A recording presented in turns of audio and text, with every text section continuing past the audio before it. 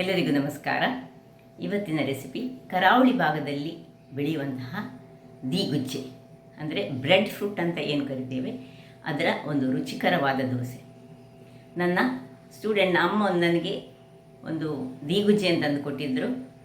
ಅದನ್ನು ನನಗೆ ಮಾಡಲಿಕ್ಕೆ ಸಮಯದ ಅಭಾವದ ಕಾರಣ ಅದನ್ನು ಹಾಗೆ ಇಟ್ಟಿದ್ದೆ. ಸ್ವಲ್ಪ ಅದೀಗ ಹಣ್ಣಾಗ್ತಾ ಬಂತು. ಈಗ ಅದನ್ನು ಪೋಡಿ ಮಾಡಲಿಕ್ಕೆ ಆಗೋದಿಲ್ಲ ಅಥವಾ ಸುಕ್ಕ ಮಾಡಲಿಕ್ಕೆ ಆಗೋದಿಲ್ಲ. ಹಾಗಾದರೆ ಏನು ಮಾಡೋದಂತ ಆಲೋಚನೆ ಮಾಡಿದಾಗ ಅದರ ದೋಸೆಯನ್ನು ನಾನು ಮಾಡಿದೆ. ಬಹಳ ಟೇಸ್ಟಿಯಾಗಿ ಬರ್ತದೆ ಮತ್ತು ಇನ್ನೊಂದು ತಿನ್ನುವಂಥ ಮನಸ್ಸಾಗ್ತದೆ. ಅಷ್ಟು ರುಚಿಕರವಾಗಿ ಆ ಬ್ರೆಡ್ ಹೇಗೆ ಉಂಟು ನೋಡಿ, ಅದು ಸ್ಮೂತ್ನೆಸ್ ಅದೇ ರೀತಿಯಾಗಿ, ಅದಕ್ಕೋಸ್ಕರ ಅದಕ್ಕೆ ಬ್ರೆಡ್ ಫ್ರೂಟ್ ಅಂತ ಇಟ್ಟಿರುವರ ಹೆಸರು. ಈ ದೀಗುಜ್ಜೆಯ ಈ ದೋಸೆ ಒಮ್ಮೆ ನೀವು ನಿಮ್ಮ ಮನೆಗಳಲ್ಲಿ ಮಾಡಿ ನೋಡಿ ಅಂತ ಹೇಳುತ್ತಾ, ಯಾರೆಲ್ಲ ನನ್ನ ಚಾನಲನ್ನು ನೋಡ್ತಿದ್ದೀರಿ, ಯಾರೆಲ್ಲ ಇನ್ನೂ ಸಬ್ಸ್ಕ್ರೈಬ್ ಮಾಡಿಲ್ಲ, ದಯವಿಟ್ಟು ಸಬ್ಸ್ಕ್ರೈಬ್ ಮಾಡಿ ಸಪೋರ್ಟ್ ಮಾಡಿ ಅಂತ ಹೇಳ್ತಾ ಬನ್ನಿ. ಯಾವ ರೀತಿಯಲ್ಲಿ 2 ಬಗೆಯಲ್ಲಿ ನಾನು ಈ ದೋಸೆಯನ್ನು ಮಾಡಿ ತೋರಿಸ್ತೇನೆ, ಮಾಡುವುದೇನು ನೋಡೋಣ.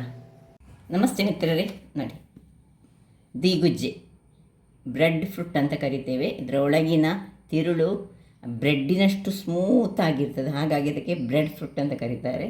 ಈ ದೀಗುಜ್ಜೆ ಸಾಧಾರಣ ಹೆಚ್ಚಾಗಿ ಕರಾವಳಿ ಭಾಗದಲ್ಲಿ ಬೆಳೆಯುವಂತಹ ಒಂದು ಈ ವೆಜಿಟೇಬಲ್ ಅಂತ ಹೇಳ್ಬೋದು. ಅದು ಫ್ರೂಟಿನ ಥರವೇ. ಸೊ ಇದರಿಂದ ಇವತ್ತು ನಾನೀಗ ದೋಸೆಯನ್ನು ಮಾಡ್ತಿದ್ದೇನೆ. ಬೇಕಾಗುವ ಸಾಮಗ್ರಿಗಳು ನೋಡಿ, 1 ಗ್ಲಾಸ್ನಷ್ಟು ಈ ರಾ ರೈಸನ್ನು ನೀರಿನಲ್ಲಿ ಹಾಕಿಟ್ಟುಕೊಂಡಿದ್ದೇನೆ. ನಾನಿವತ್ತು 1 ಗ್ಲಾಸಲ್ಲೇ ಮಾಡ್ತೇನೆ ಮತ್ತು ಇದರಲ್ಲಿ ನಾನು ಅರ್ಧದಷ್ಟು ಮಾತ್ರ ಮಾಡ್ತಿದ್ದೇನೆ, ಉಳಿದದನ್ನು ಬೇರೆ ರೆಸಿಪಿಯನ್ನು ಮಾಡ್ತೇನೆ. ಸೊ ಬೇಕಾಗುವ ಸಾಮಗ್ರಿಗಳು, ನಾನು 3 ಈ ಬ್ಯಾಡಗಿ ಮೆಣಸು ತೆಗೆದುಕೊಂಡಿದ್ದೆ. ನೀವು ಹೆಚ್ಚು ಸಹ ತೆಗೆದುಕೊಳ್ಬೋದು ಅಥವಾ ಖಾರ ಮೆಣಸು ಸಹ ತೆಗೆದುಕೊಳ್ಬೋದು, ಯಾವ್ದು ಸಾಕ್ತದೆ. ಒಂದು ಸಣ್ಣ ತುಂಡು ಹುಳಿ, 1 ಚಮಚದಷ್ಟು ಕೊತ್ತಂಬರಿ, 3/4 ಚಮಚದಷ್ಟು ಜೀರಿಗೆ, ಸ್ವಲ್ಪ ಹಳದಿ ಮತ್ತು ಹಿಂಗು. ನಾವು ಸ್ವಲ್ಪ ತೆಂಗಿನ ತುರಿಯನ್ನು ಸಹ ತೆಗೆದುಕೊಳ್ಬೋದು, ಬೇಕಿದ್ದವು ತೆಗೆದುಕೊಳ್ಬೋದು, ಸ್ಕಿಪ್ ಸಹ ಮಾಡ್ಬೋದು. ಈಗ ಮೊದಲಿಗೆ ಇದರ ಸಿಪ್ಪೆ ತೆಗೆದು ಇದನ್ನು ಸಣ್ಣದಾಗಿ ಹೆಚ್ಚಿಟ್ಕೊಳ್ತೇನೆ. ನನಗಿದು ಚೂರಿಯಲ್ಲಿ ಇದನ್ನು ಹೆಚ್ಚಲಿಕ್ಕೆ ಆಗೋದಿಲ್ಲ, ಅದಕ್ಕಾಗಿ ನಮ್ಮ ಮೆಟ್ಟು ಕತ್ತಿಯಲ್ಲಿ ನಾನು ಹೆಚ್ಚಿಟ್ಟುಕೊಂಡು ತಂದು ನೀರಿನಲ್ಲಿ ಹಾಕಿಡ್ತೇನೆ. ವೀಕ್ಷಕರೇ, ಇದು ಕಟ್ ಮಾಡುವಾಗ ಒಳಗೆ ಸ್ವಲ್ಪ ಹಣ್ಣಾಗಿತ್ತು, ತೊಂದರೆ ಇಲ್ಲ. ದೋಸೆ ಮಾಡಲಿಕ್ಕೆ ಹಣ್ಣಾದರೆ ಸಹ ಅದರಲ್ಲಿ ದೋಸೆ ಮಾಡ್ಕೊಳ್ಬೋದು. ಆದರೆ ಇದರದ್ದು ಸುಕ್ಕ ಎಲ್ಲ ಮಾಡುವಾಗ ಹಣ್ಣಾಗಿದ್ದರೆ ಅದು ಚೆನ್ನಾಗಿ ಆಗೋದಿಲ್ಲ. ಅಥವಾ ಈವನ್ ನಾವು ಪೋಡಿ ಮಾಡ್ತೇವೆ ಇದರದ್ದು, ಅದಕ್ಕೆ ಸಹ ಚೂರು ಹಣ್ಣಾಗಿದೆ ಒಳಗಿನಿಂದ, ತೊಂದರೆ ಇಲ್ಲ. ಈಗ ನಾನು ಇದನ್ನು ಕಟ್ ಮಾಡಿ ಹೀಗೆ ಇಟ್ಕೊಂಡಿದ್ದೇನೆ. ಹಣ್ಣಾದ ಒಮ್ಮೊಮ್ಮೆ ಕೊಯ್ದಿಟ್ಟಾಗ ಹಣ್ಣಾಗಿರ್ತದೆ, ಅದನ್ನು ಈ ರೀತಿ ದೋಸೆಯಾಗಿ ಮಾಡ್ಕೊಳ್ಬೋದು. ಈಗ ಸ್ವಲ್ಪ ತೆಂಗಿನ ತುರಿಯನ್ನು ಒಂದು ಮಿಕ್ಸಿ ಜಾರಿಗೆ ಹಾಕೊಳ್ಳೋಣ. ಇನ್ನು ಹಸಿಯಾಗಿಯೇ ನಾನು 3 ತೆಗೆದುಕೊಳ್ತಿದ್ದೇನೆ. ಖಾರ ಹೆಚ್ಚು ಬೇಕಿದ್ರೆ ಹೆಚ್ಚು ತೆಗೆದುಕೊಳ್ಳಿ. ಸ್ವಲ್ಪ ಹುಳಿ, ಸ್ವಲ್ಪ ಹಳದಿ, ಇನ್ನು ಜೀರಿಗೆ ಮತ್ತು ಕೊತ್ತಂಬರಿ ಇಷ್ಟು ಹಾಕಿ ಅದರೊಟ್ಟಿಗೆ ಚೂರು ಸುರಿಗೆ ಅಕ್ಕಿ ಹಾಕ್ಕೊಳ್ತೇನೆ. ಮತ್ತು ಉಳಿದ ಅಕ್ಕಿಯನ್ನು ದೊಡ್ಡ ಗ್ರೈಂಡ್ರಲ್ಲಿ ಗ್ರೈಂಡ್ ಮಾಡಿಕೊಂಡು ತೆಗೆದುಕೊಳ್ಳೋಣ. ಈಗ ಇದನ್ನು ಸ್ವಲ್ಪ ಉಪ್ಪು ಹಾಕ್ಕೊಳ್ಳೋಣ. ಇದಕ್ಕೆ ರುಚಿಗೆ ತಕ್ಕಷ್ಟು ಉಪ್ಪು, ಚೂರು ನೀರು ಹಾಕ್ಕೊಂಡು ನಾನೀಗ ಇದನ್ನು ಗ್ರೈಂಡ್ ಮಾಡಿಕೊಳ್ತೇನೆ. ವೀಕ್ಷಕರೇ, ಇಲ್ಲಿ ನೋಡಿ, ಇಷ್ಟು ಗ್ರೈಂಡ್ ಮಾಡಿಕೊಂಡೆ. ಈ ಹಂತದಲ್ಲಿ ಯಾರಿಗೆ ಸ್ವಲ್ಪ ಸ್ವೀಟ್ ಬೇಕು ಅಂಥವರು ಸ್ವಲ್ಪ ಬೆಲ್ಲವನ್ನು ಹಾಕ್ಕೊಳ್ಬೋದು. ಬೆಲ್ಲ ಬೇಡದವರು ಇದನ್ನು ಸ್ಕಿಪ್ ಮಾಡ್ಬೋದು. ಒಮ್ಮೆ ಗ್ರೈಂಡ್ ಮಾಡ್ತೇನೆ. ವೀಕ್ಷಕರೇ ನೋಡಿ, ಗ್ರೈಂಡ್ ಆಗಿ ಬಂತು. ಈಗ ಇದನ್ನು ಒಂದು ಪಾತ್ರೆಗೆ ಶಿಫ್ಟ್ ಮಾಡುವ. ಮತ್ತು ಸ್ವಲ್ಪ ಉಳಿದ ಅಕ್ಕಿ ಸಹ ಇದ್ದದನ್ನು ಸಹ ಇದಕ್ಕೆ ಗ್ರೈಂಡ್ ಮಾಡಿ ಸೇರಿಸ್ಕೊಳ್ಳೋಣ.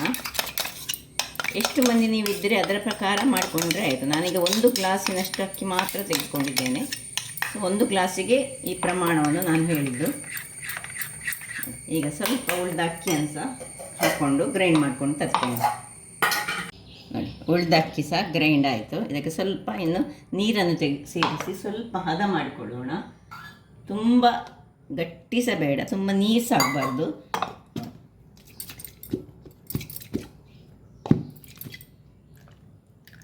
ಇದೇ ಹಿಟ್ಟಿನಲ್ಲಿ ನಾವು ಈ ದೀಗುಜ್ಜೆ ಇಲ್ಲದಿದ್ದರೆ ಗೆಣಸಾಗಲಿ ಅಥವಾ ಈವನ್ ನುಗ್ಗೆ ಸೊಪ್ಪನ್ನು ಸಹ ಹಾಗೆ ಸಣ್ಣದಾಗಿ ಹೆಚ್ಚಿಟ್ಟುಕೊಂಡು ಇದರೊಟ್ಟಿಗೆ ಸೇರಿಸ್ಕೊಂಡು ಇದರ ದೋಸೆ ಮಾಡ್ಬೋದು.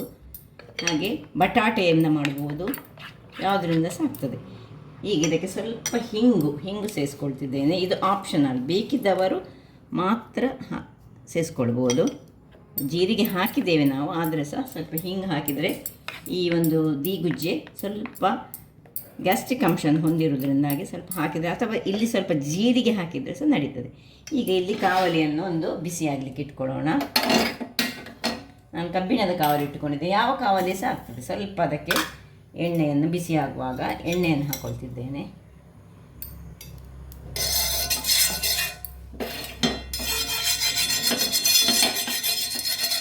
ಒಳ್ಳೆ ಬಿಸಿಯಾಗಲಿ ಕಾವಲಿ ಬಿಸಿ ಆಯಿತು. ಇಲ್ಲೀಗ ಈ ಒಂದೊಂದು ದೀಗುಜ್ಜೆಯ ಇದನ್ನು ತೆಳುವಾಗಿ ಹೆಚ್ಚಿಕೊಂಡ್ರೆ ಬಹಳ ಒಳ್ಳೆಯದು, ಅಥವಾ ನೀವು ಗ್ರೈಂಡ್ ಮಾಡುವಾಗಲೇ ಅದರೊಟ್ಟಿಗೆ ಸೇರಿಸಿದರೆ ಸಹ ಆಗ್ತದೆ. ನೋಡಿ, ಈಗ ಒಂದೊಂದಾಗಿ ಇದರ ಆಕಾರದಲ್ಲಿ ಇಟ್ಕೊಂಡು ಹೋಗೋದು ನಾವು.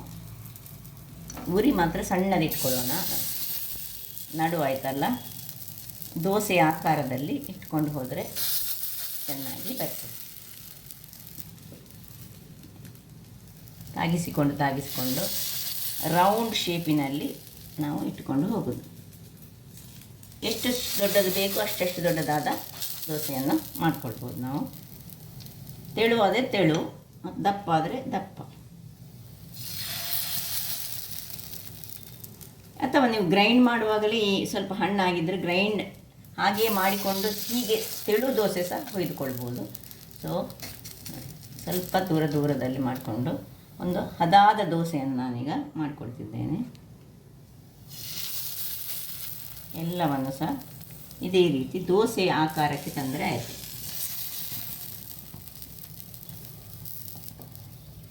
ಒಂದು ಈ ದೋಸೆ ತಿಂದರೆ ಸಾಕು, ಹೊಟ್ಟೆ ತುಂಬಿ ಬರ್ತದೆ. ಸೊ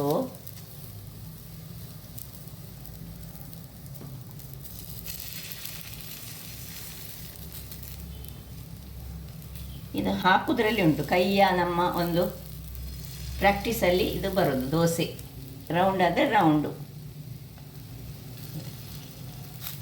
ಇನ್ನೊಂದು ಈ ಸೈಡಲ್ಲಿ ಹಾಕ್ಕೊಂಡು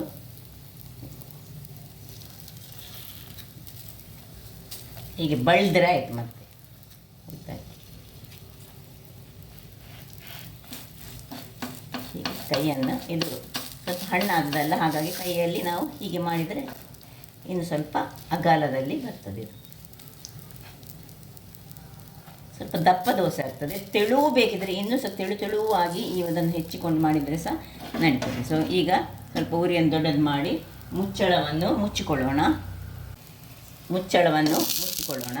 ಈಗ ಒಂದು ನಡುವಲ್ಲಿ ಒಂಚೂರು ತೆಗೆದು ಮೇಲಿಗೆ ಸ್ವಲ್ಪ ಎಣ್ಣೆಯನ್ನು ಹಾಕ್ಕೊಳ್ಳಿಕ್ಕುಂಟು.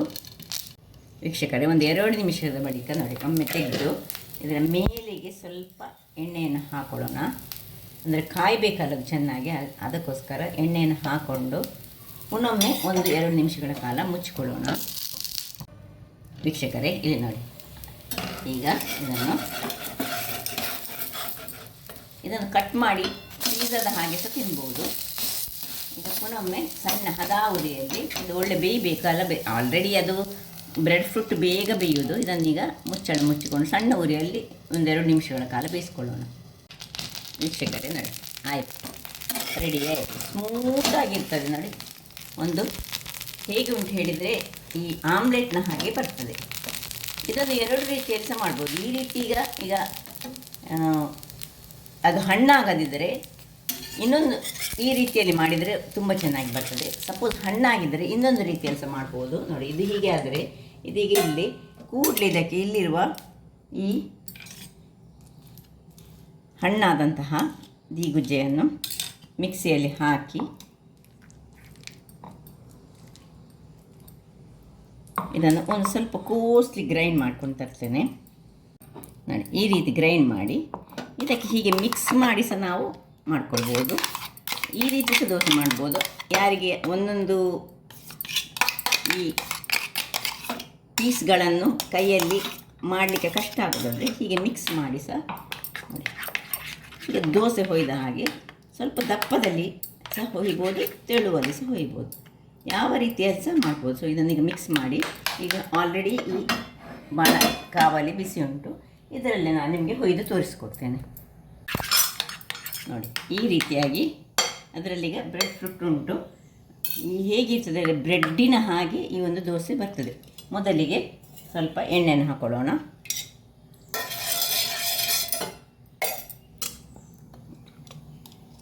ಈಗ ಕೈಯಲ್ಲಿ ಸಹ ಬೇಕಿದ್ರೆ ಬಳಿಬೋದು, ಸ್ವಲ್ಪ ಹದ ಉರಿ ಇರಲಿ. ಇನ್ನೀಗ ಕೈಯಲ್ಲಿಯೇ ನೋಡಿ ಈ ರೀತಿಯಾಗಿ, ಆರೋಗ್ಯಕ್ಕೆ ಸಹ ಉತ್ತಮ, ಮಕ್ಕಳಿಗೆ ಸಹ ಇದು ಸ್ಮೂತಾಗಿ ಬ್ರೆಡ್ಡಿನಾಗೆ ಆಗ್ತದೆ. ತಿನ್ನಲಿಕ್ಕೆ ಸಹ ಖಾರ ಮಾಡಬಾರ್ದು ಮಕ್ಕಳಿಗೆ ಕೊಡೋದಾದರೆ. ಈ ರೀತಿಯಲ್ಲಿ ಮಾಡಿದರೆ ಈಗ ನೋಡಿ ದೋಸೆ ಆಗುವಾಗ ಎಷ್ಟು ಚೆನ್ನಾಗಿ ಬರ್ತದೆ ಹೇಳಿದರೆ, ತೆಳುವಾಗಿ ಮಾಡ್ತಿದ್ದೇನೆ ನಾನೀಗ. ಆಗ ಸ್ವಲ್ಪ ದಪ್ಪದಲ್ಲಿ ಮಾಡಿದೆ, ಆದರೆ ಈಗ ತೆಳುವಲ್ಲಿ ಮಾಡ್ತಿದ್ದೇನೆ. ಎರಡು ರೀತಿಯಲ್ಲಿ ನಾನು ಮಾಡ್ಬೋದು. ಈಗ ಇದಕ್ಕೆ ಸ್ವಲ್ಪ ಈಗಲೇ ಮೇಲಿನಿಂದ ಸ್ವಲ್ಪ ಎಣ್ಣೆಯನ್ನು ಹಾಕ್ಕೊಳ್ಬೇಕು. ಹಾಕ್ಕೊಂಡು ಮುಚ್ಚಳವನ್ನು ಮುಚ್ಚಿ ಬೇಯಿಸ್ಕೊಂಡು. ವೀಕ್ಷಕರೇ ನೋಡಿ, ಎರಡನೆಯ ರೀತಿಯ ದೋಸೆ ಸಹ ಈ ರೀತಿಯಾಗಿ ಸಹ ಮಾಡ್ಕೊಳ್ಬೋದು, ಅಥವಾ ಈ ರೀತಿಯಾಗಿ ಮಾಡಿದರೆ ಸ್ವಲ್ಪ ದಪ್ಪ ಬರ್ತದೆ, ಬಟ್ ತುಂಬ ಸ್ಮೂತಾಗಿರ್ತದೆ. ಏಜ್ ಆದವರಿಗೆ ಸಹ ತಿನ್ನಲಿಕ್ಕೆ ಒಳ್ಳೆಯದು, ಮಕ್ಕಳಿಗೆ ಸಹ ತಿನ್ನಲಿಕ್ಕೆ ಸಹ ಒಳ್ಳೆಯದು. ಇದಕ್ಕೇನು ಚಟ್ನಿ ಅಗತ್ಯ ಇಲ್ಲ, ಅಥವಾ ಏನು ಸಾಂಬಾರು ಬೇಕಂತೇಳಿ ಸ್ವಲ್ಪ ಬೆಣ್ಣೆ ಇದ್ದರೆ ಬೆಣ್ಣೆ ಹಾಕ್ಕೊಂಡು ಸಹ ತಿನ್ಬೋದು. ಬೆಣ್ಣೆ ಫ್ರೂಟಿನೊಟ್ಟಿಗೆ, ಅಂದರೆ ಬ್ರೆಡ್ ಫ್ರೂಟಿನೊಟ್ಟಿಗೆ ಬೆಣ್ಣೆ ಹಾಕಿ ತಿಂದರೆ ಇನ್ನೂ ಸಹ ಚೆನ್ನಾಗಿ ಬರ್ತದೆ. ಇಲ್ಲಿ ನೋಡಿ ಈ ರೀತಿ ಸಹ ಆಗ್ತದೆ. ಸ್ವಲ್ಪ ತೆಳು ಬೇಕಾದವರಿಗೆ ಈ ರೀತಿ ಮಾಡ್ಕೊಳ್ಬೋದು. ನೋಡಿದ್ರಲ್ಲ, ಈ ಒಂದು ಸ್ವಲ್ಪ ಹಣ್ಣಾದಂತಹ ಈ ದೀಗುಜ್ಜೆಯಿಂದ ಸಹ ನಾವು ಅದನ್ನು ಬಿಸಾಡಬೇಕಂತ ಏನಿಲ್ಲ, ಬಹಳ ಚೆನ್ನಾದ ಒಂದು ರುಚಿಕರವಾದ ದೋಸೆಯನ್ನು ಮಾಡ್ಕೊಳ್ಬೋದು. ಹಾಗಾದರೆ ನನ್ನ ಈ ಕುಕಿಂಗ್ ಚಾನಲ್ ನಿಮಗೆ ಇಷ್ಟ ಆದರೆ ಬೋಳೂರು ಸುವರ್ಣ ಚಾನಲನ್ನು ಲೈಕ್ ಮಾಡಿ, ಶೇರ್ ಮಾಡಿ, ಹಾಗೂ ಸಬ್ಸ್ಕ್ರೈಬ್ ಮಾಡಿ, ಹಾಗೂ ನನ್ನ ಇನ್ಸ್ಟಾಗ್ರಾಮ್ ಪೇಜನ್ನು ಫಾಲೋ ಮಾಡಿ. ಧನ್ಯವಾದಗಳು.